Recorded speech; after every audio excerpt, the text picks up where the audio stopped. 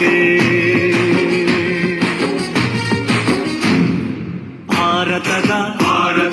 ಪ್ರಜೆಗಳಾದ ನಾವು ಭಾರತದ ಪ್ರಜೆಗಳಾದ ನಾವು ಭಾರತವನ್ನು ಒಂದು ಸಾರ್ವಭೌಮ ಸಮಾಜವಾದಿ ಭಾರತವನ್ನು ಒಂದು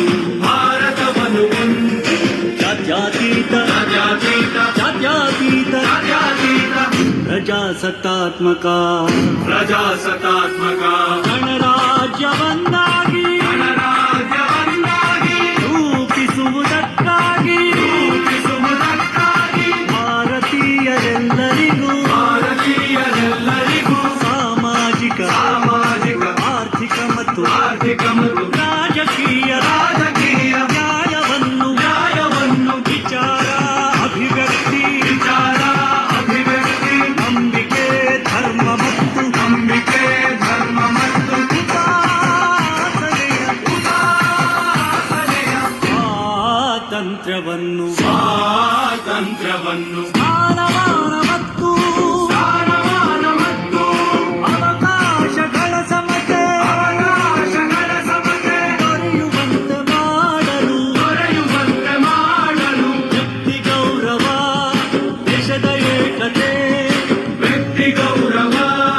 ದೇಶದ ಏಕತೆ ಸಮಗ್ರತೆಗಾಗಿ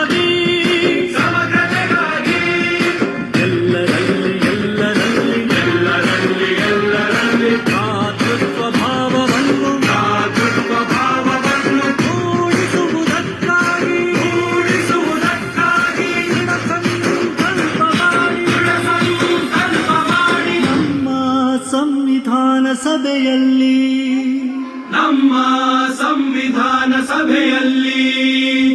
1949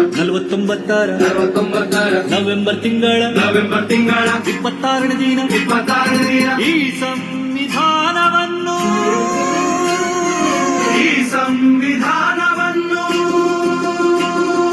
ನಮಗೆ ನಾವೇ ಅರ್ಪಿಸಿಕೊಂಡು